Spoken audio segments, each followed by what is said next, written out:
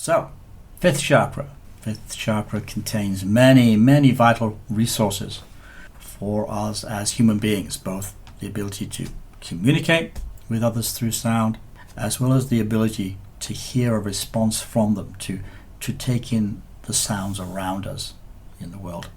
The fifth chakra is all about sound, vibration, emotional resonance, and interaction with life at the auditory level. Sound does not just communicate concepts, it also transmits emotion and meaning through the power of vibration and sympathetic resonance.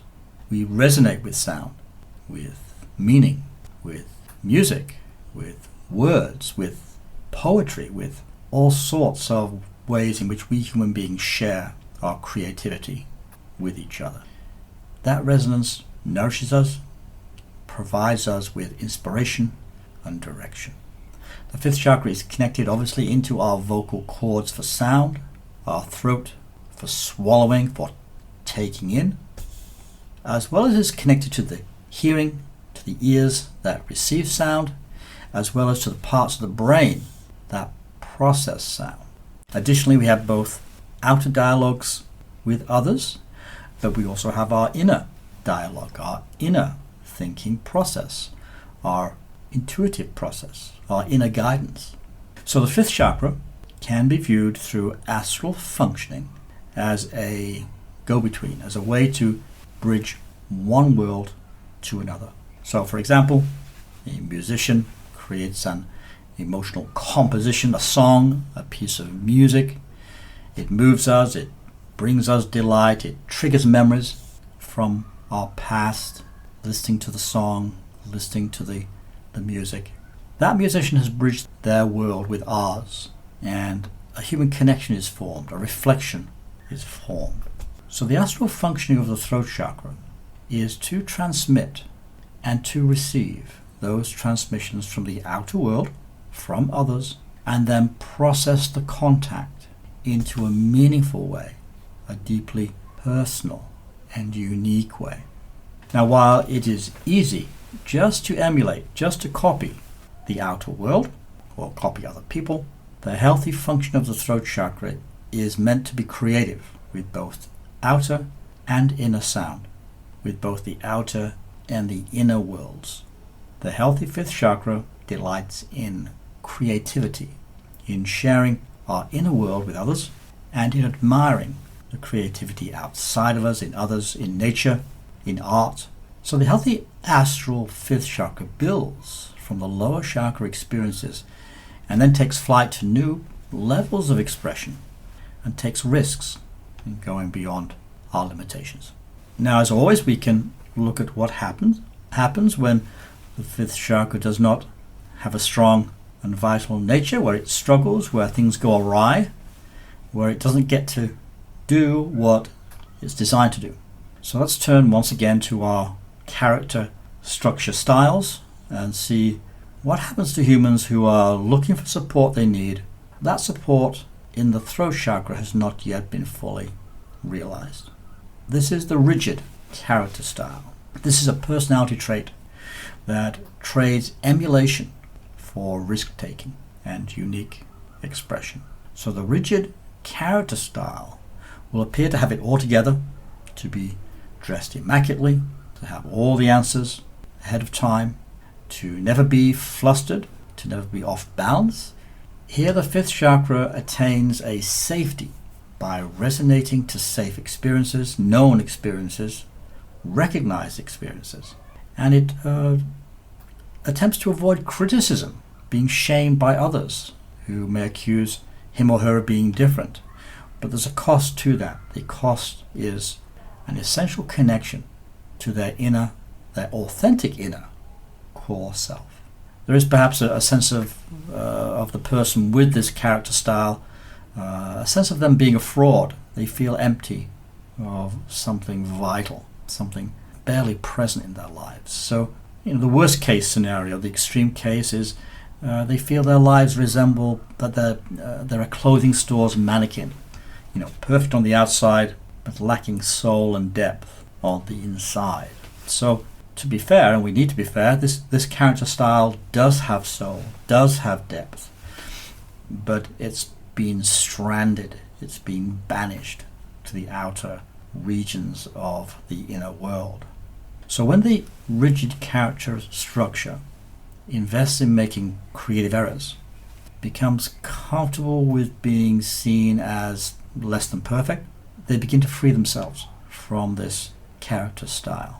If the fourth chakra grows through relationships and the ending of relationships, then the fifth chakra grows through creativity and the evolution of style and substance. The flow state of, as a musical example, moving from simple notes into chords of music, moving from chords of music into harmony, from harmony into jazz, into the blues, even rock, to go creatively wherever the person seeks pleasure or expression. And at its pinnacle, the throat chakra is all about the truth, all about being honest and clear about its experience and its expression. Free speech, the social and political ideal we hold as the highest attainment in a society, is rooted in a healthy fifth chakra, where every voice has a right to be heard, even those voices, and especially those voices that make us uncomfortable, those voices that ask us to confront our unexamined beliefs. The other fundamental piece of the fifth chakra is listening. Spiritual teachers from many traditions say we should endeavor to listen more than we speak, to take in from the outside world or from the other person the authentic impact of what is said to us, what is aimed at us, what affects us. So words carry meaning and both obvious and hidden agendas. Words can hypnotize us, words can misdirect us, can lie to us, they can convince us of that which is not true. A healthy fifth chakra functions to recognize falsity in both words and actions and attempt to align us with the truth at a personal as well as a universal level. So in our exploration of the astral function of the fifth chakra, the conscious use of words and the vibrational meaning and impact they carry are very important.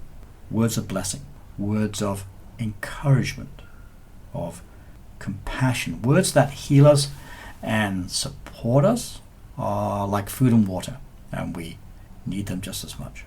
Some additional homework this week, if you want to take it on, you're free not to. Be conscious in your words of blessing and support towards yourself first, to others second. Make your own words of positive energy directed at yourself, talking to yourself, a healthy function of your throat chakra. Just as important, and perhaps even more so in some way, be mindful of words that are hostile, that are dismissive, that are aggressive towards others and the choices they are making for themselves. So see if you can catch yourself, and we all do this, it's so human. And if you don't, you're far more advanced than I am, which is probably true anyway. See if you can catch yourself in the act of cursing or dismissing the reality of the other.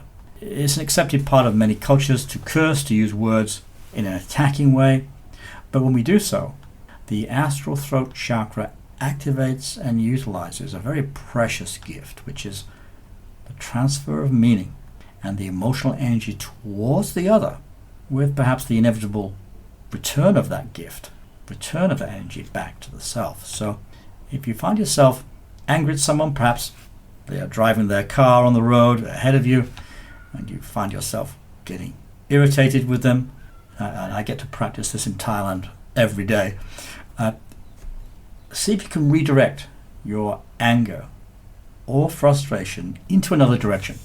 Perhaps someone at your work frustrates you, takes something meant for you. See if you can shift the anger and the blame away from them, away from cursing them, and into a more positive direction. Now, I'm not suggesting this is suppression.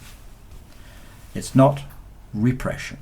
What we're looking at here is the astral use to actively engage with the creative function of the throat chakra with the agenda to start building up a charge, a positive reserve of astral energy in your astral body. So when we curse someone, even if we mutter beneath our breath, or we begin thoughts that are angry towards someone, we are actually giving them our emotional energy. We're sending them our astral energy. We can discharge it, of course. We can feel better for a few moments, but we've then lost something that we could have retained. We could have recirculated. Emotional energy could have been recirculated. A kind of astral nutrient has been ejected due to us blaming someone, angry at someone, directing energy towards them. And also, it tends to feed that process of ejecting that anger, focusing on the other. It also tends to feed any narrative of our being helpless. It feeds the narrative of us being a victim, of being vulnerable to being hurt by others. Even now, after all these years, I find it such a vital part of astral body work, and also it is the key to not only refining and building your astral healing work, but also to your personal healing. Because as long as we are discharging towards others and indulging the infant mind, the childlike part of all of us, as long as we're trying to charge and discharge, we can't build and circulate and develop ourselves as astral beings. We need the energy, we need the charge, we need the discipline to move our astral body to newer levels of development.